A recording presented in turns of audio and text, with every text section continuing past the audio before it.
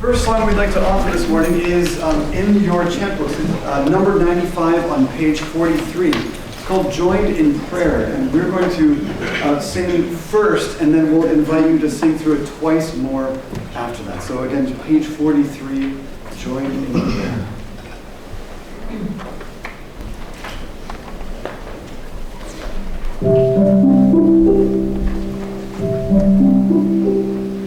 Joined in prayer, we worship thee, rays of light that seek the sun, many drops to make us see, thus our love when joined as one, thus our love when joined as one.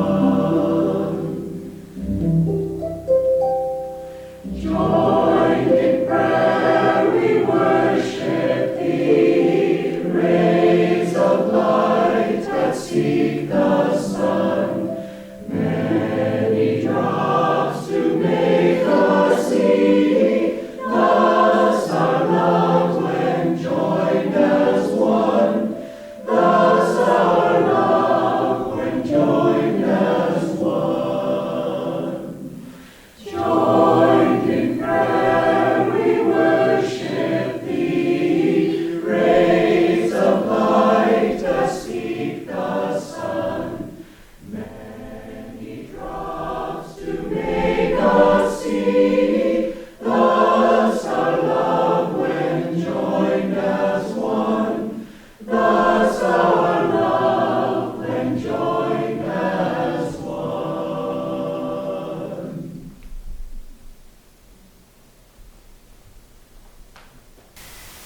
Our reading is taken from the book Rays of the One Light, Weekly Commentaries in the Bible and the Bhagavad Gita by Swami Ananda. This is week 4, the Infinite Christ. Truth is one and eternal. Realize oneness with it in your deathless self within. The following commentary is based on the teachings of Paramahansa Yogananda. The Gospel of St. John contains some of the most profound spiritual teachings in the Bible.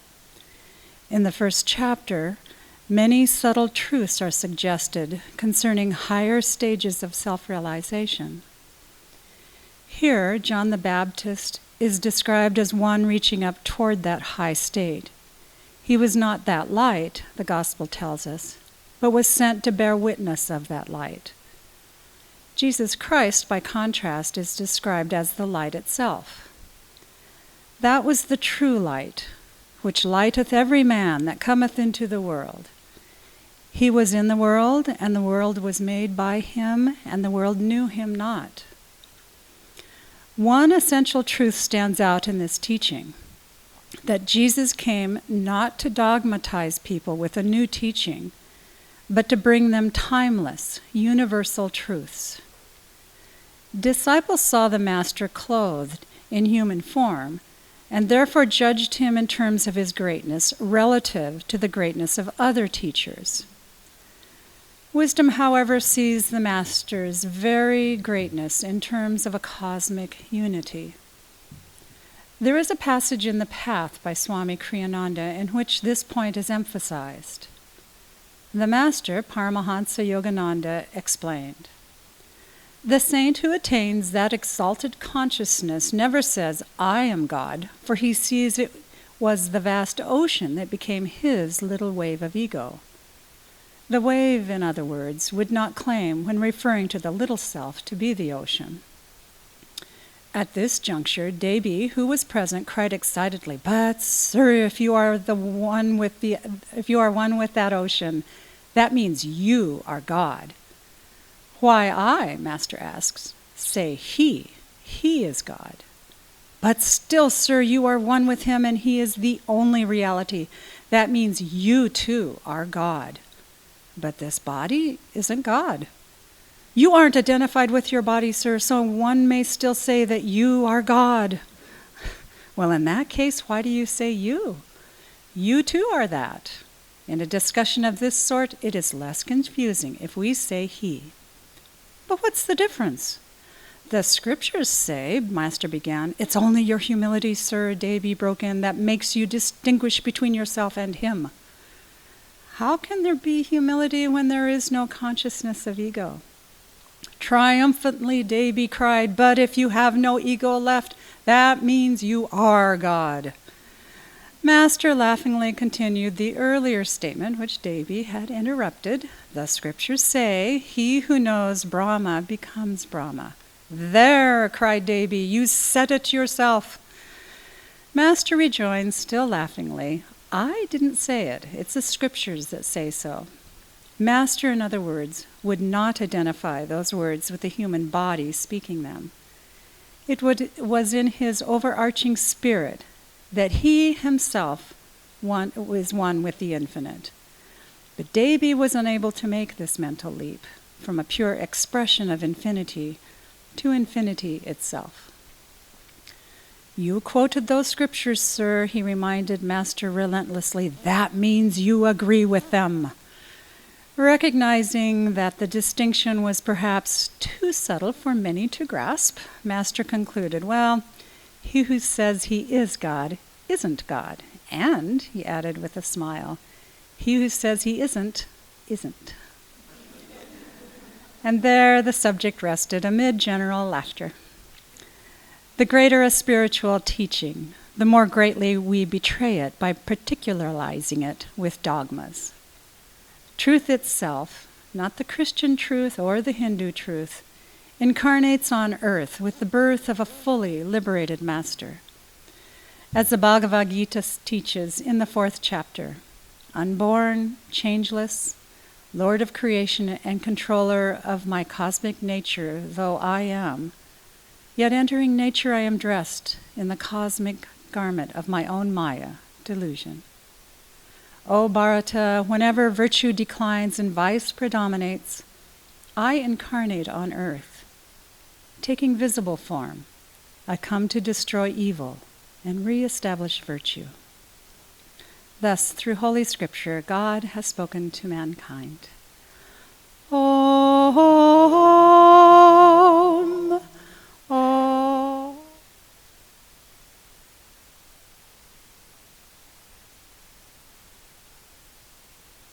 Good morning. For those who don't know, my name is Pavani, and this is my husband Vajra, and we're joined by Lorna and Surendra. And both Vajra and I will be sharing this morning.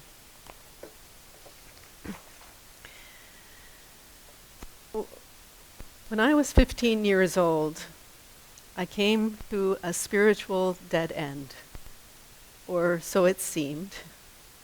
Up until then, I had had a very close, personal, one-to-one relationship with Jesus.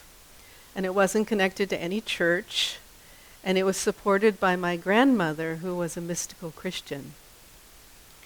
But because I didn't have the context of the broader consciousness and truths that Jesus was an expression of, I came to a point where I didn't know how to take it any farther beyond that single personal relationship.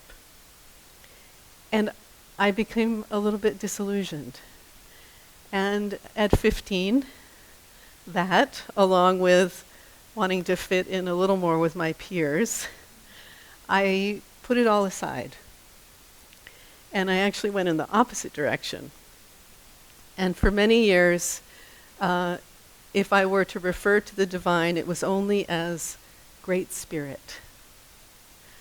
And it wasn't until I came to Ananda in my early 20s that that universal concept of the Great Spirit and that very personal relationship were able to come together.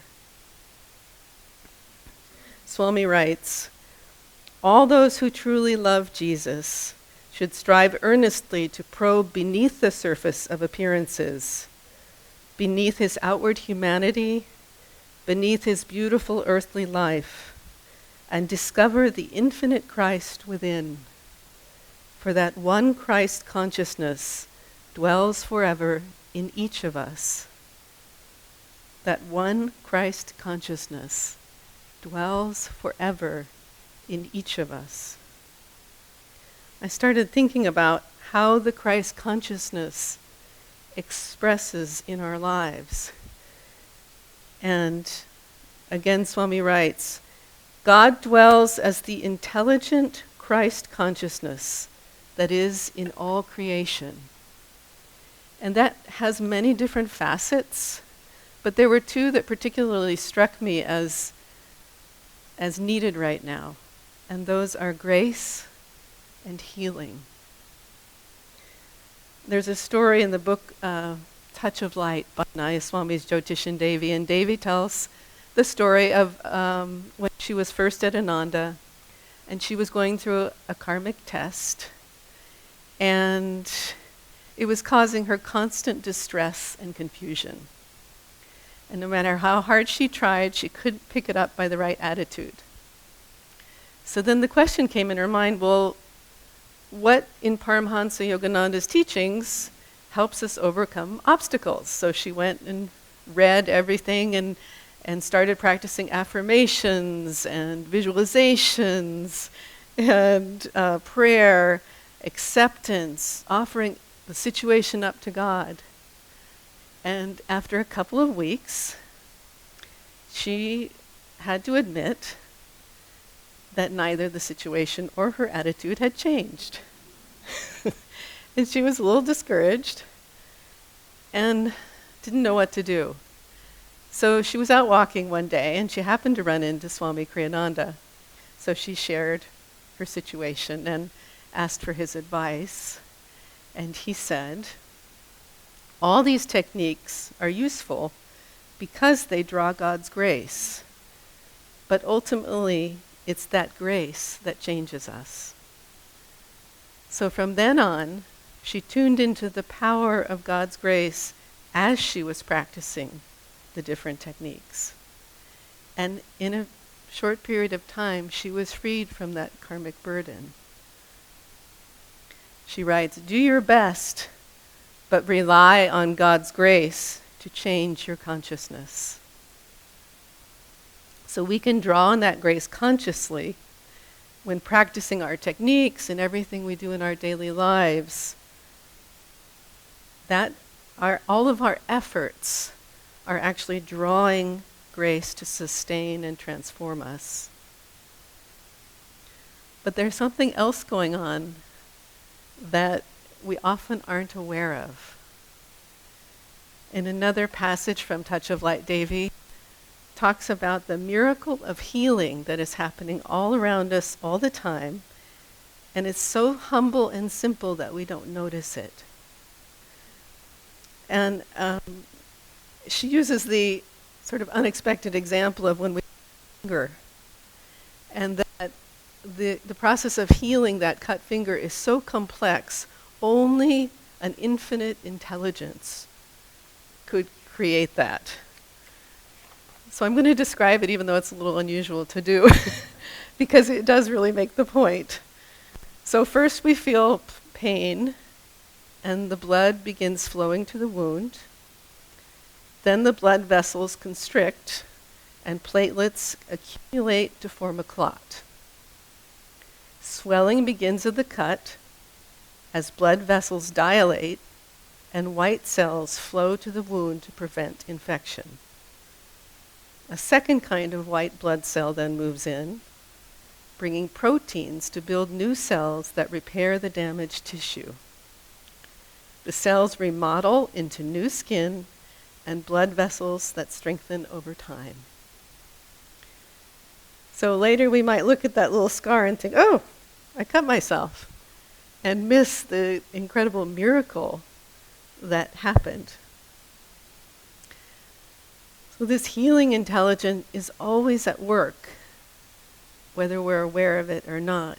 Devi also talks about emotional healing, a woman they knew who was going through a trauma, and that this conscious intelligence was beginning a healing process even though she wasn't aware of it.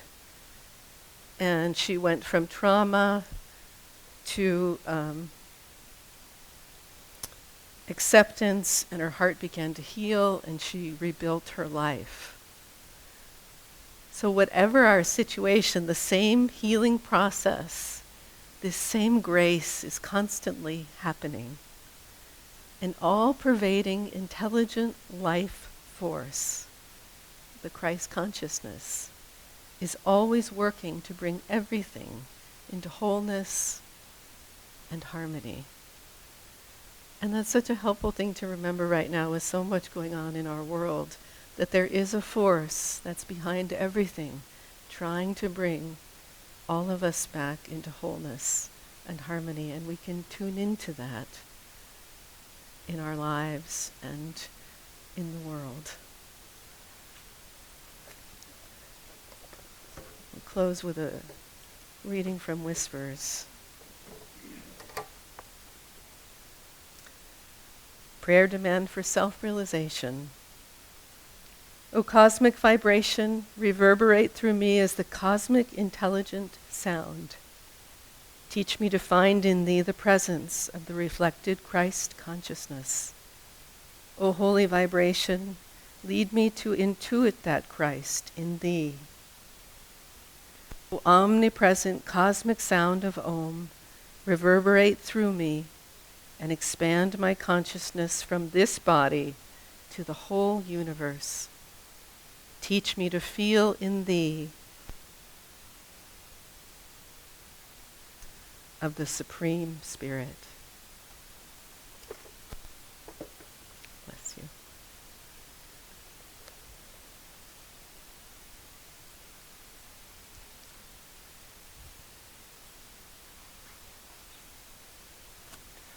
Good morning.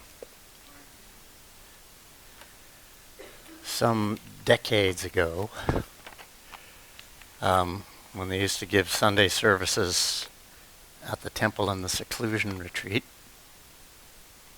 in Nevada City, North San Juan, Nitai was giving the talk.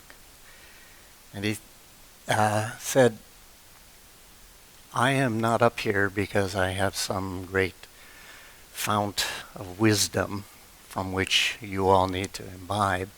I am up here because it happens to be my karma to be up here.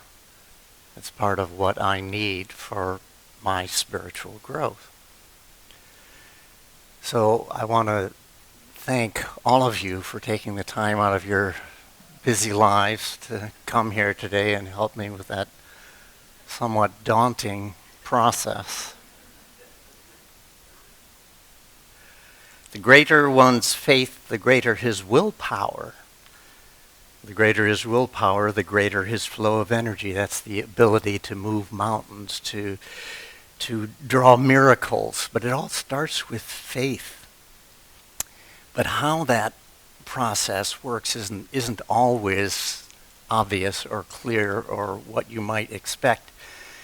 There was a television personality, a man named Uri Geller, who was a magician, and he would go around and his feat was to be able to take like a spoon and just hold it out there and bend it, presumably by the force of his will, right? Contrary to scientific theory. And whether he was actually doing that by some mental magnetic force or not, as we read these teachings and study the history of yoga, it's pretty compelling that there are those who are able to accomplish things by means other than the obvious traditional logical way. It sort of defies scientific experience.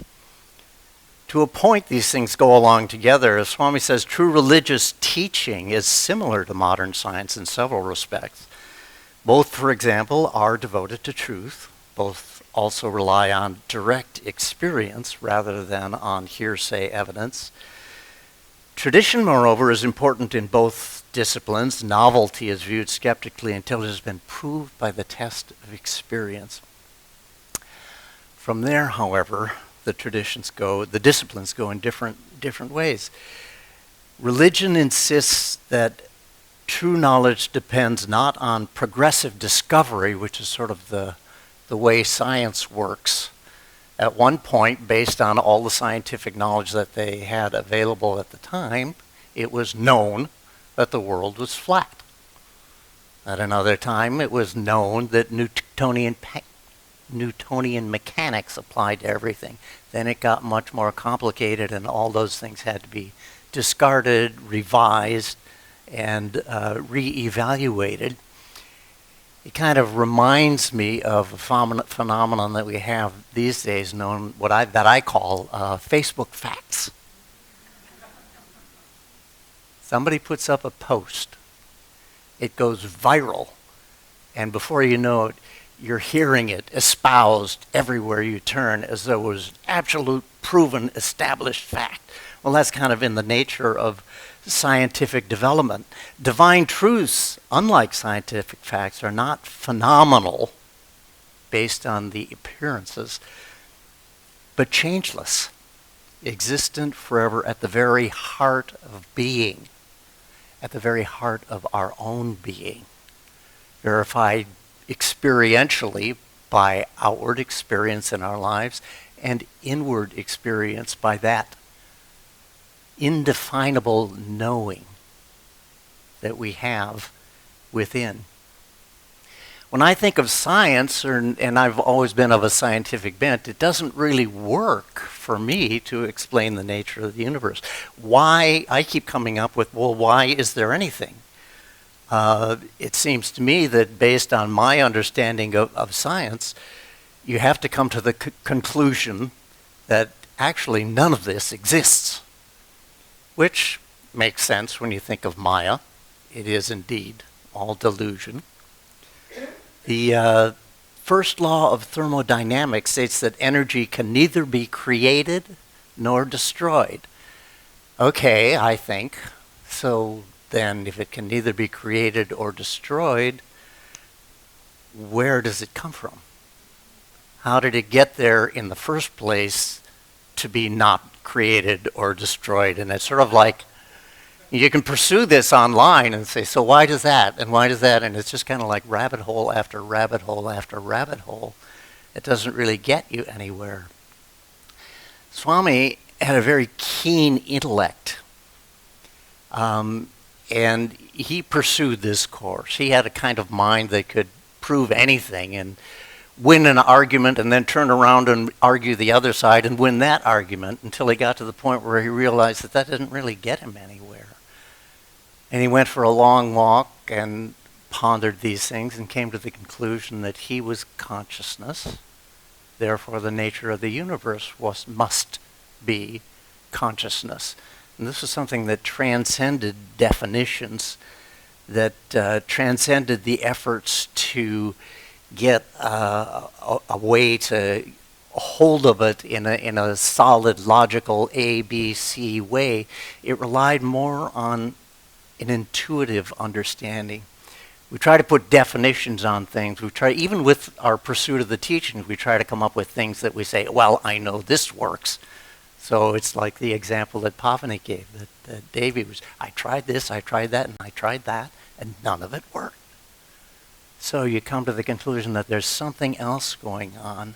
There's something else that's a little subtler, that's not little or not so obvious, that you can put it into a formula. Again, Swami says the greater a spiritual teaching, the more greatly we betray it by particularizing it with dogmas, formulas, definitions. This is the problem that you run into when you talk about the man Jesus and the Christ consciousness that Jesus channeled, that he exemplified. Swami says of him, they saw, those around him, they saw the outward human form, but that which they beheld with their physical eyes was only a channel for the higher reality. And that's why I like the stories, the parables, the stories like we had in the reading today, because they capture the feeling and the vibrations that can be a truer indicator of the truth that's underneath it. Swami said of Jesus, the majority could touch God only as if at the hem of his garment, through their human belief. And that was the limitation. Not that that's a bad thing. That's a beginning. I mean, better that than not having that. As they say, one moment in the company of a saint, one moment, and this is literal, one moment in the company of a saint can be a raft over the ocean of delusion. And again, in the Bhagavad Gita, even a little practice of this inward religion can save you from dire fears and colossal sufferings. So anything in that direction is of value. But there's so much more there that's available. When you look at the world around us, you could say that, well, God created everything, and then therefore everything is his manifestation. But when you talk about superconscious experiences, you're talking about something that goes beyond that. His manifestation in a superconscious experience or through a superconscious experience goes beyond that. And the difference is that unlike the world of Maya that's around it, it doesn't conceal the indwelling spirit. Rather, a superconscious experience reveals it. It's an avenue, it's a way for us to gain a deeper experience of that divine truth. One of those moments a story that I love from the Bible has to do with hymns. And it was a woman who had lifelong issues with bleeding. And she had heard that Christ could heal, and she went to try to see him. But the crowd was so dense around him that she couldn't get close to him. She finally managed to get close enough, presumably she must have been at this point on her hands and knees, to reach through the crowd and touch the hem of his robe. She was instantly healed. Jesus stopped in his tracks and said, "Who touched me?" And the disciples said, "Lord, there's hundreds of people here, lots of people have been touching." He said, no, I felt the healing power go from me. Who touched me? And the woman realized that she'd been called. She said, "Lord, it was me." And he said, "Daughter, thy faith hath made thee whole. Go in peace and be whole of thy plague." There was something in her, that's the faith. That's that internal part of her that connected with him, and him not being just the man who happened to be strolling through the crowd, but she understood that consciousness was available to her. It could save her. It did it on a physical level, but of course it speaks to much deeper levels as well. There's another story that I love of Jesus coming into Capernaum, and a Roman centurion coming to him. He was somebody who was, unlike most Romans, sympathetic to the Jews. But he came to Jesus and said, "My servant is ill, and I've heard that you could heal him." And Jesus, seeing, his faith, said, "Let's go to your house." And the centurion said, No, Master. It's not right for you to come to my house. You're a Jew, I'm a Roman. I know that it's against your faith to enter the house of a heathen. But if you say the word, he'll be healed. He said, "I'm a man under authority. If I tell one of my men, go there and do that, I know that he'll go there and he'll do that." And it's the same with you. If you tell me that he is healed, I know you have the authority to heal him. That's faith.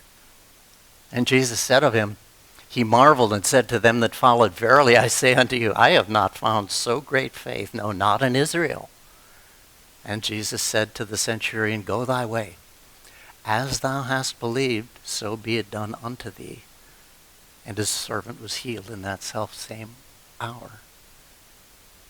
Now that's the power that Jesus had. And again, it wasn't the man, it was that consciousness, that Christ consciousness that flowed through him. And it awakened something in that centurion that he was able to tap into that. And the mere presence, the mere assurance from him was enough to heal his servant. Now that's something you can't explain scientifically, but it's there in a deeper reality from all the scientific processes. It's an inner process. All those who truly love Jesus should strive earnestly to probe beneath the surface of appearances and discover the infinite Christ within.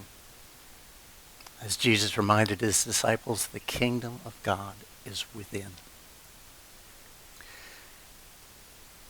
He asked his disciples, "Who do men say that I am? I, the Son of Man, am."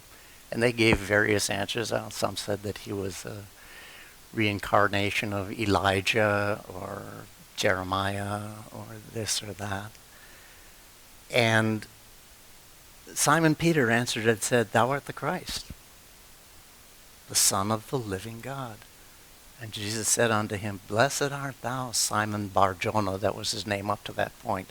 From then on, he was Simon Peter.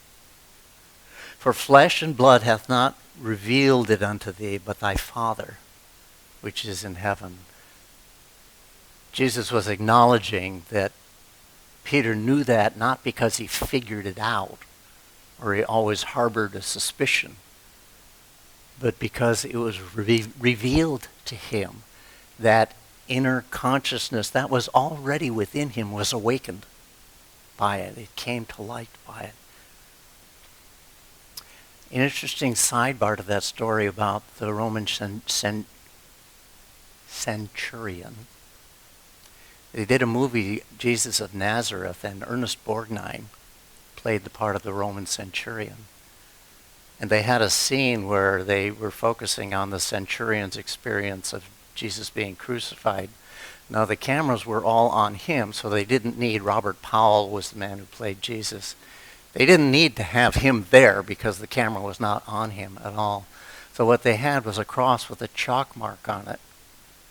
And they told Ernest Borgnine, "Look at that chalk mark and we'll shoot you." And this is while the crucifixion was. Well, he was having a hard time with it. And he said, "Could somebody read the words that Jesus spoke on the cross while he was being crucified? It might help me with that." And Zeffirelli said he would do it. So he read the words that Christ spoke on the cross, "Father, forgive them, for they know not what they do." All those words. And as Ernest Borgnine was sitting there looking at that chalk mark, listening to those words, he saw the face of Jesus. Now the face he saw was Jesus there in front of that chalk mark. The experience that he had was the Christ consciousness. There's a beautiful article in Guideposts written about that. It's a very compelling experience. But again, here he was, and he was just acting the part. And he was a spiritual man, but it was enough to awaken with him a superconscious experience of Christ. We've all had similar experiences. When I read the autobiography, I had been seeking, but when I read the autobiography, within the first few pages, I got the experience. This man knows God. And what he's sharing is from direct experience. That awoke something in me. We've all got that within us. That's why we're here. We wouldn't be here otherwise. There's something that draws us forward. You could say, well, maybe it's just curiosity. Okay, but where does that curiosity come from? It's that part of us that senses that there's something more out there. And what is it? It's that inquiry that is deeper than scientific. We already know what it is. It's there within us. It's just the listening, refining the listening, the ability to tune into that. It's that interconnection that all these stories have in common. It's that ability to have the outward experience of something within awakening and being receptive to that.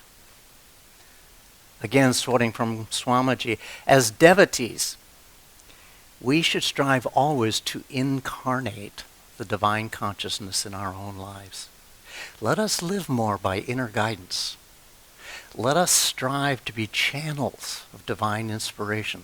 Let us heed God's call in the soul to seek Him, to know Him, to merge in Him.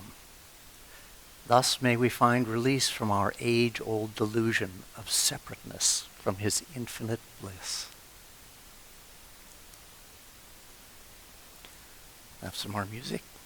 This next piece is taken from Swami Kriyananda's oratorio, Christ Lives. It is When Human Hopes Toward Thee Aspire.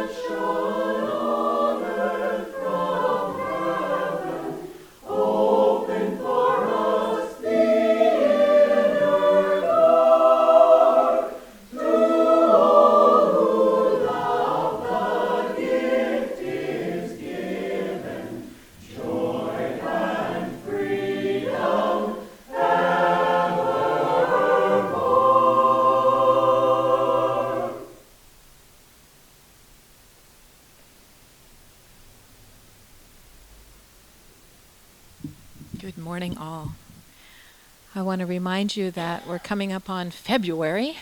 In February, we have our new Learn to Meditate series starting. We have our Art and Science of Raja Yoga course beginning, which is our major course where we dive into all of these teachings in detail. We do the practices together. We have a meal together. We do yoga. It's a wonderful way of really immersing yourself in all of this. And we only do it twice a year. If you have any questions about that, let us know.